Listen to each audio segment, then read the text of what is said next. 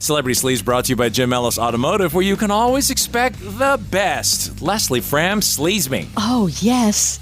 Ozzy is in the news. Oh. Ozzy Osbourne says he has 10 more years to live, quote unquote, at best. Okay. And he wants to be well enough to give his fans one final show. Quote, if I drop dead at the end of it, I'll die a happy man. Okay, this is marketing. We've all known Ozzy way too long that his wife is behind all these comments. It's marketing. Right. One last chance. And I think he's going to end up like Keith Richards. Like, he's just going to go on and on in that frail state for another 15 years. You know what I mean? But he looked Like, frail. it's not going anywhere. In the 80s, he looked frail. But that's my point, is like, that's his look, is the frail look. You know, the people who die are the people who are not expected to die. People have been saying, what's Keith Richards still doing alive? Yeah, it's frail chic. Frail chic. He's not very happy with some former and other band members. He's blasting Geezer Butler forever for not giving him one blanking phone call. Oh, Ozzy. Did you hear about this? No. He said when his son was blanking born, I phoned him every blanking night, even though we were at war with each other, Black Sabbath and me. But I thought, blanket, he's my mate. I'm going to call him. He's very upset. He wanted at least a get well. He's been at war with all these guys forever. It's all his wife. Well, Geezer went to Instagram. I love this. They're communicating through social media. He's like, Ozzy is upset saying he never received my get well messages. Ozzy. I made 2 different attempts at getting in touch with him. My first email went through his office because I didn't have his new phone number to text him. Sharon responded, but I didn't hear back. Probably because Sharon didn't let Ozzy know. And then he said he emailed Sharon and has never heard back. 100. So there you go. There you go. By the way, have you seen Sharon lately? Yeah, she's lost 50 pounds? She was on the Today Show. She was talking about, obviously, Ozempic. She says that Ozzy is a little nervous. He's scared that something's going to happen to me. I mean, she looks really frail. I thought she looked okay. I thought she looked pretty good. I thought she's keeping herself together pretty well. No? No, well, it's the Ozempic. I think she's lost way too much weight, and now she's saying she wants to warn young girls about taking Ozempic. That stuff is dangerous. I don't care what whoever says. It's just playing with that body a little too much. Okay, so in a nutshell, what is it? Well, it tricks your brain into... But what's it for? And I know they use it to lose weight, right? Your brain is telling you you're not hungry, basically. Is it a diabetes thing? Yes. But that they found a side they found that all the people were losing a lot of weight. I see. Okay. Oh. Queen's lost what? Are you going to start singing 44 pounds, I think Queen has lost. Oh, he looks great. Yeah, Queen actually looks really good, but he says he can't lose any more for some reason. Does he attribute it to Ozempic? Oh, yeah, he's taking Monjuro. Monjuro? That's the other one. Monjuro. That sounds like something you would say in Italy, a pleasant welcoming. Exactly. Monjuro! So that's what he did. You guys are in Atlanta. Explain this to me. Ludacris at Falcons Stadium rappelling into the game. That looked ridiculous. Did you see this? It looked ridiculous. I didn't. This is the Falcons game this past weekend. It looked like he was being Lady Gaga or something, descending from the heavens. They need to not fly Ludacris in. They need to fly in a coach and a quarterback. Yeah, that's what they need. I'd hold off on Ludacris. Right. Rappelled onto the stage. Yeah. And then performed. And did he perform? Yeah, he performed I just saw in the video air. and I was like, what is going on? But seeing the news is so excited that the Falcons are in first place with a losing record. Right, and I think the entire division. Right, tied for first with another loser. Right. Yeah. It's such an embarrassment. Were you guys a fan of the Hangover movies? Yeah, absolutely. Just the first. I don't know if I saw the other ones. The first one was great. Well, there were 3, and now there might be a 4th. What? Bradley Cooper says he would do a Hangover 4. Check this out. There have been 3? Well, he says he'd do a 4, so there has to have been 3. Oh, let's see, Bradley. Are you done with fun? In other words, if a kind of fun comic role came along, it was 3 months of your time, it's not Hangover 5, but something of a similar spirit. Well, I would do Hangover 5. It would be 4 first, but yeah. Well, I want to get ahead of ourselves. You would do that in a flash, and not just to pay the bills. I would probably do Hangover 4 in an instant, yeah, just because I love Todd, I love Zach, I love Ed so much. I probably would, yeah. Okay, I think we just made news. Hangover 4 is coming around the corner. I don't think Todd's ever going to do that. I forgot about 3. Yeah, a lot of these guys, that group, they don't even care how good the movie is. They just like doing movies with their core of friends. Yeah. Right? It's like Adam Sandler. He's got that group of David Spade and Kevin Nealon and those guys. They don't even care at some point what the movie is. They just like all working together. Yeah, it's summer camp. Right, exactly. Are you a fan of Squid Game, The Challenge? I never got into it. Did you? I did not get into that for a minute. Yeah. Well, only a matter of time that two contestants are now threatening a lawsuit after experiencing hypothermia and nerve damage during the red light, green light challenge where they had to stand still, filming for hours in the freezing cold temperatures. Ew. Wasn't there a medic around? Come on.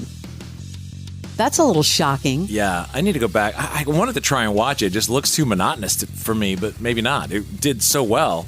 It's kind of sci-fi-ish, right? I don't know. I didn't watch it. Or Hunger Games-ish? Let me know. I don't know. It's a combination, yes. I watched one episode and I was out. What is going on with all of these sexual assault lawsuits all happening at the same time? Jamie Foxx, Axl Rose, Diddy, Cuba Gooding Jr. all being sued in sexual assault lawsuits. It's because there was a new deadline in New York. I think the deadline's coming up and everyone's squeezing them in. Yes. Well, now there's a third one for Sean Diddy Combs. Did you see that? No. A third one, and these are apparently ones that happened in the 90s. So the account that I read of the Axl Rose one was pretty bad. I mean, they're all bad. Yeah, they're all bad. That's right. But like, she was bleeding, although it was she was being dragged by her hair. They're all bad. Right. They're all about drugging and.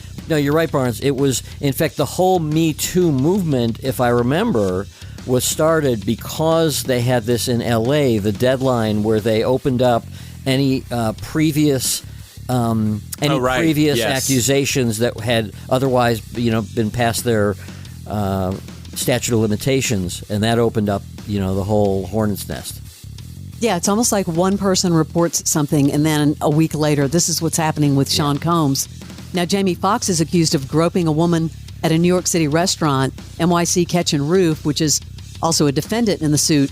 He's insisting that this in 2015 that he has been taking to court over never happened, while the accuser's legal reps say they're not backing down. Well, what does groping mean?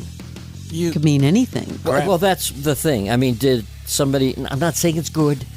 You got to be so careful when you're talking about this stuff. You can't even brush up against someone. But, I mean, what exactly happened? You could grope a few different ways, I would think. I can think of 3, 4. I can name that grope in 4 moves.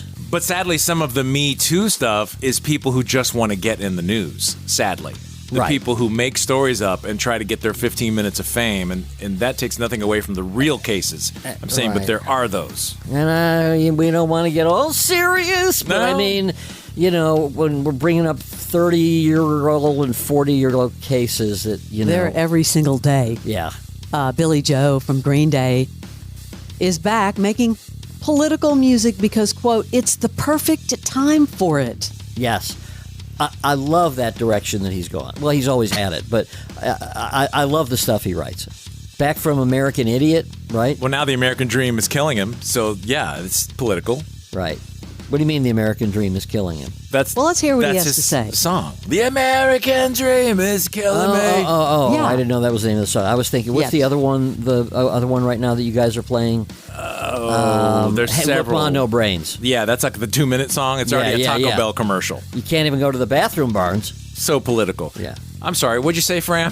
I said let's hear what Billy Joe Armstrong has to say. Oh yeah. For Father of All, we didn't want to go political because it was so obvious and like it was such low-hanging fruit because we have just terrible politics and terrible division in the United States. But this time we brought it out and it felt like it was the perfect time for it. We got away from the politics for a while to where we just didn't want to be like, another pundit on CNN, like finger pointing. But it's like, songs and political songs, it takes a lot of heart to do that. And I think it's like, if you keep doing it for the sake of doing it just because you're angry, then you take the heart out of it. And then it just becomes just part of what everyone is complaining about. So it takes those special inspired moments to really have like a moment like the American Dream is killing me. Sounds like my 9th grade history teacher. Hello. Yeah, but it's the Look Ma No Brains is more, correct me if I'm wrong, commentary on where everyone is as a society. It's not necessarily political one way or another. It's just how we in general have become more stupid. Yeah, that specific song. I think he's just saying that they're back in the business of political music. Right. I thought I'd bring this story up because it involves a radio DJ. Oh, it must This be has bad. never happened to us, but DJ Envy from the Breakfast Club in New York being sued for alleged investment fraud. Oh. He's a big DJ at Power 105.1 in New York. Under fire for his connection to this accused real estate investment fraudster, Cesar Pina. It's all over TikTok. I guess they would have these seminars, and of course, you know, all the fans of the DJ would come to these seminars about how you can make all this money. Plain and simple, they ran a fraudulent scheme. They falsely represented the nature of their business. They lied about potential investment returns, and they bulked unsuspected victims out of millions.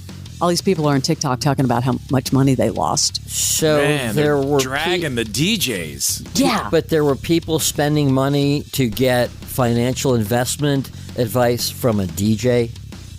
I mean, well, from a DJ really? and this other quote-unquote. Okay. Sounds you know, like he was promoting whatever the thing is. yeah. Yes, he was promoting it, and it was a Ponzi scheme. Yeah. I mean, I'll do it if it's one of the sharks from Shark Tank promoting it, but a DJ promoting it, you know. I mean, Thanks for breaking it down. Thank you. That's your Celebrity Sleaze.